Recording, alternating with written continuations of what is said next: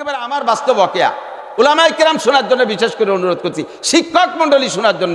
সেই শিক্ষক আর নাই, আমিও সেই শিক্ষক হতে পারি নাই, যদিও তাদের কাছ থেকে শিক্ষা নিয়েছি, কিন্তু ধরে রাখতে পারি নাই। গহরডাঙ্গা মাদ্রাসায় পড়ি আমি, ক্লাসে ফার্স্ট বয়। বোর্ডে আমি গহরডাঙ্গা বোর্ডে ফার্স্ট স্ট্যান্ড করেছি, টাইটেলে মৌলানার ক্লাসে 1 নাম্বার। আল্লাহু আকবার। মাদ্রাসার ভিতরে আমার আলাদা একটা গুরুত্ব, ছাত্ররা উস্তাদরা সবাই ভালোবাসে। এর ভিতরে আমাদের জামাতে 55 জন ছাত্র। আমি এক হুজুরের ভক্ত ছিলাম, ওনার ওয়াজ শুনতে যাব, শুনছি যে হুজুর অমুক জায়গায় আসবে। আমার মুহাদ্দিস শাইখুল হাদিস হুজুর হযরত মাওলানা শফিউল্লাহ রাহমাতুল্লাহ আলাইহি, উলামায়ে কেরাম চিনতে পারে, চৌমনি হুজুর নামে নাম পরিচিত। তো হুজুরের কাছে, হুজুর রাত্রে ক্লাস করায়, আমরা তিনজন ছুটি চাইছি হুজুরের কাছে যে হুজুর আমরা একটু ওয়াজ শুনতে যাব। রাত আবার শুক্রবার, বৃহস্পতিবারে দিবাগত রাত, ক্লাস বন্ধের রাত। তো বললাম যে হুজুর আমরা একটু ওয়াজ শুনতে যাব। হুজুর উর্দুতে বেশিরভাগ কথা বলতে। হুজুর বললেন রাত মে ঘন্টা হোগা, রাত মে ঘন্টা হোগা, রাত্রে ক্লাস হবে। তা আমরা তাতে বুঝে নিছি কি, আমাকে তো ছুটির দরকার, আর ছুটি চাইছি। বুঝছি যে তোমরা গেলি যাও, আমি রাত্রে পড়াবো। কিন্তু উনার ওই কথা যে আমাকে ছুটি দেই নেই, তা আমি বুঝি নেই। আমাকে যেটুক দরকার তাই বুঝি আমরা চলে গেছি। আর হাদিস পড়ানোর নিয়ম উলামায়ে কেরাম জানে।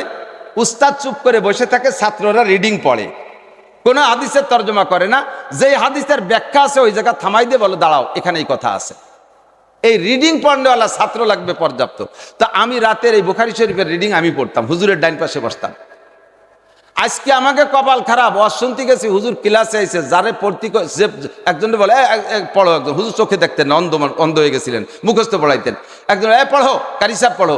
আজকে আমি ওই জায়গা পড়ি, আজকে যে পড়তেই শুরু করছে সে 1-2 লাইন পড়ি আর পড়তে পারে না। এই কপাল খারাপ শুরু হয়ে গেছে। এখন উনি মুখস্থ জিজ্ঞেস, কারি সাহেব কাহা গিয়া, যে পড়ে সে কোয়া, মানে আমারে খুঁজতেছে, কারি সাহেব কাহা, নাসির কাহা গিয়া। কয়জন কইছে যে ওয়াজ শুনতে গেছে, কাজ পড়া नहीं होगा, ঘন্টা नहीं होगा, পড়াবো না। উনিকে এখরাজ করনা পড়েগা, ওই কটারে বহিষ্কার করতে হবে, তা নাহলে আমি এই মাদ্রাসায় থাকবো না। উনি হলো 50 বছরের শিক্ষক। ওই মাদ্রাসার 2-3 জন মুরব্বী শিক্ষক ছাড়া বাকি সব শিক্ষক ওনার ছাত্র। কাশিয়ানী হুজুরের নাম শুনতে পারেন, আব্দুল মান্নান কাশিয়ানী, সদস্য হুজুরের জামাতা, তিনি ওই মাদ্রাসার শাইখুল হাদিস, উনিও চৌমনি হুজুরের ছাত্র। এখন উনি যদি এই কজনরে বহিষ্কার না করলে থাকবো না, তাহলে আমাদের বহিষ্কার ফরজ হয়ে গেছে। রাত্রে ওয়াজ শুনে আসছি, পড়াই নেই তো পড়াই নেই, রাগ করে চলে গেছে মসজিদে, যে সে রাগারাগি বাঁধাইছে। মোহতান সাহেবরে বলছেন, আজম সাহেবরে বলছে, শিক্ষা সচিবরে, ওই কটার বহিষ্কার না করলে বলেন পড়াবো না। বস রাত কাটিয়ে গেছে, আমরা রাত্রে চলে আসছি, আইসে ফজরের নামাজও পড়ছি, ফজর বাদও ক্লাস আছে। এর ভিতরে বগুড়ার হুজুর নামে একজন হুজুর ছিলেন। হুজুর বলতেছে, মিয়া সর্বনাশ করছে, মৌলানার বছর, টাইটেলের বছর যদি নামে লাল কালির দাগ লেগে যায়, এই দাগ জীবনে মুছতে পারবা না। এখন হুজুর যে রাগা রেগে গেছে, তোমাদের নাম না কাটিয়ে দিয়ে হুজুর আজকে ক্লাসে যাবে না, তাড়াতাড়ি ক্লাসে যাওয়ার আগে সমাধান করো। চিন্তা করলাম যে এই বেইজ্জতি তো সহ্য করা যাবে না। চলে গেলাম 3 জন, যাইয়া হুজুরের রুমে যাইয়া পাও জড়াই ধরছি। আমি সামনে আর পাশে 2 জন। এখন পাও ধরা কে, কোন হ্যায়, উর্দুতে জিজ্ঞেস করে, কোন হ্যায়? আমি বললাম মাই বান্দা নাসির আহমদ। আর শুরু হয়ে গেছে এই মুখস্থ কিল। চোখে তো দেখে না, কিল একটা লাগে, একটা ফাঁকা চলে যায়, এলোমেলো কিল এসছে। দেখলাম যে কিল যখন শুরু করছে, তাহলে কপাল ভালো, মারলি আর নাম কাটবে না। কিন্তু মাইরিয়ে পড়ান না বললি ফিরে আবার আর এক জায়গা নিয়ে মারবে। খাটের তলে লাঠি ছিল, আল্লাহর কসম আমি নিজে হাতে লাঠি ধরে দিছি যে পিটাইয়া পরাণ বরুক, আমার নামটা না কাটো। আমি ছিলাম মাঝে, পিঠের উপরে এত বড় মোটা ব্যাট, 3 জনের পিঠে গুঁড়ো গুঁড়ো হয়ে গেছে, সহ্য করতে পারতেছি না। লাঠি যখন শেষ, তারপর ওনার মায়ের শেষ করছে। শিক্ষক হওয়ার পরও 4-5 বছর ছাত্রদের সামনে গেঞ্জি খুলে গোসল করতাম না, লম্বা লম্বা দাগ, পিঠে কালো হয়ে গেছে। এরপরে আমরাও কাঁদতেছি, হুজুরও কাঁদতেছে। কান্নাকাটির ভিতর 2 টাইম শেষ হলো। এরপরে ক্লাসের ঘন্টা পড়ছে, ঘন্টায় গেছি।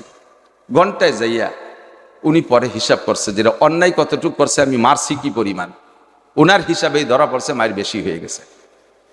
এইটা কিভাবে সারবে? ঘন্টায় যাইয়া আমি ওনার ডাইন পাশে বসতাম। উনি বলছে, নাসির কাহা হয়? জি হুজুর। অলিউল্লাহ কাহা হয়? জি হুজুর। আফতাবুদ্দিন, এই 3 জন গেছিলাম, নামও মনে আছে, 35 বছর আগের কথা। 3 জনের ডাকি আনছে, আমি তো কাছেই। আমি মনে করছি যে তোর আদর করবে একটু, আমার মাথায় হাত দিয়েছে। মাথায় হাত দিয়ে আস্তে আস্তে, চোখে তো দেখে না, টুকাইতে টুকাইতে গায়ে হাত দিয়েছে। আমি বলছি এভাবে বুঝে হাত দিয়ে আমার শেষ করে গাটা মালিশ করে দিয়ে, চট করে আমার পা ধরি, পায়ে হাত গেছে, পা 2 হাত দিয়ে ধরে বইছে। এমন ভাবে ধরছে, বুড়ো তুমি আমারে মাফ করে দাও।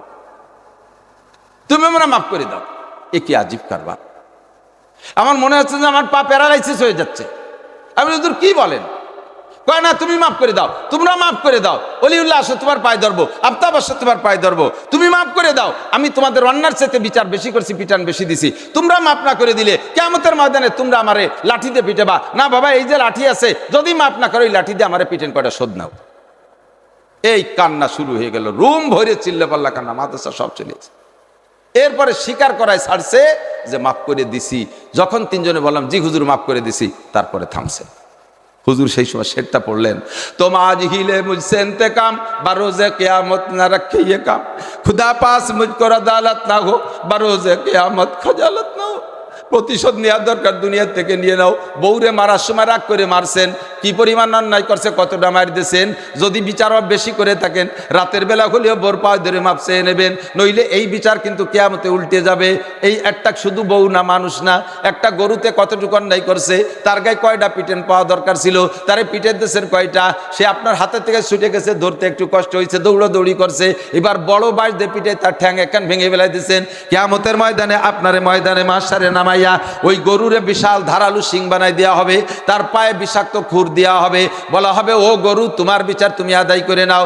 মানুষটারে শোয়াই দিয়া এবার গরুরে লাগাই দেবে, তুমি গুতাও আর পিটাও, গুতাও আর পাড়াও, পাড়াইতে পাড়াইতে গুতাইতে গুতাইতে যখন সে বলবে জি আল্লাহ আমি তৃপ্ত হয়ে গেছি, যে পরিমাণ বিচার করছে শোধ হয়ে গেছে, এরপরে গরুটা মাটির সাথে মাটি হয়ে যাবে, কিন্তু মানুষটা তো মাটি হবে না। তখন মানুষটা বলবে ওয়াকুলুল কাফিরু ইয়া লাইতানি কুনতু তুরাবা, গরুটার মতো আমিও যদি মাটি হয়ে যাইতাম আমার ভাগ্য ছিল ভালো, কিন্তু এখন তো আমার এ গরুর বিচার হলো, আমি এবার আল্লাহর হাজারো নাফরমানি করেছি, এর জন্য আমাকে জাহান্নামে পড়তে হবে। আমি যদি গরুর মতো মাটি হয়ে যেতাম আমার ভাগ্যের বিষয় ছিল।